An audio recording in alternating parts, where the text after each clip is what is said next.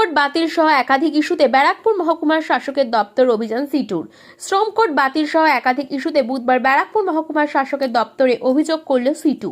বাম শ্রমিক সংগঠন সিটুর উত্তর 24 পরগনা জেলা কমিটির তরফ থেকে এই দিন বেলায় ব্যারাকপুর স্টেশন থেকে মিছিল শুরু করে তারা মহকুমার শাসকের দপ্তরে যায়।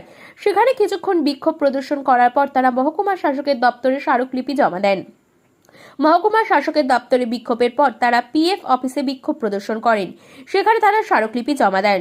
বিক্ষোভ কর্মসূচিতে যোগ দিয়ে সিটুর জেলা সম্পাদিকা গার্গী চট্টোপাধ্যায় বলেন, শিল্পাঞ্চলে তারা পুনর্জীবন চায়, কালা শ্রম কোড বাতিল চান, ব্যারাকপুরে খুনোখুনি বন্ধ করতে হবে। তার কটাক্ষ, ব্যারাকপুরের সাংসদ পার্থ ভৌমিক গুন্ডামুক্ত ব্যারাকপুর করার প্রতিশ্রুতি দিয়েছিলেন, কিন্তু সেই ব্যারাকপুর গুন্ডাদের মুক্তাঞ্চলে পরিণত হয়েছে। শিল্পাঞ্চলের পুনরুজ্জীবন চাই, কালা শ্রম কোড বাতিল করতে হবে। ব্যারাকপুরটাতে বোমাবাজি শিল্প, খুনোখুনি শিল্প ডেভেলপ করেছে। কারখানা নেই, শ্রমিকের বেতন নেই, শ্রমিকের পিএফ পাচ্ছে না।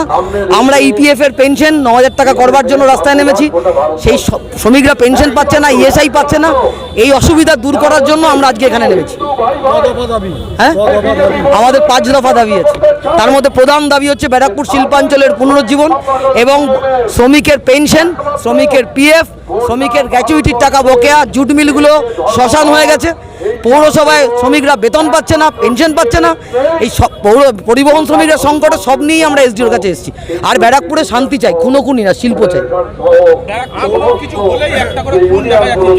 খুন শিল্প আমাদের এমপি কথা দিয়েছিলেন গুন্ডা মুক্ত ব্যারাকপুর করবেন এমপি, আর এখন দেখলাম আমাদের ব্যারাকপুর শিল্পাঞ্চল গুন্ডাদের জন্য মুক্তাঞ্চল হয়েছে। মুক্তাঞ্চল হয়ে গেছে, তাহলে কি উল্টো হয়ে গেল? পুলিশের কি ব্যর্থতা? অবশ্যই পুলিশের ব্যর্থতা। আপনাদের এই আন্দোলনে পুলিশই বাধার অভিযোগ। দেখছেন তো কি করছে পুলিশ, কোনো কারণ নেই।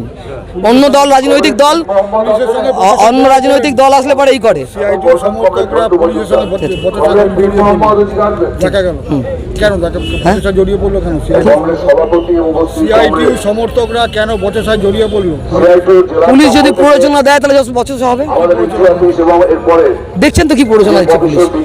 যখন এখানে হানাহানি হয় তখন পুলিশ থাকে না, যখন খুন হয় পুলিশ থাকে না, যখন এখানে ভোট চুরি হয় পুলিশ থাকে না, যখন এখানে কাটমানি খাওয়া হয় পুলিশ থাকে না, যখন এখানে কারখানার জমি বিক্রি করে দেওয়া হয় পুলিশ থাকে না।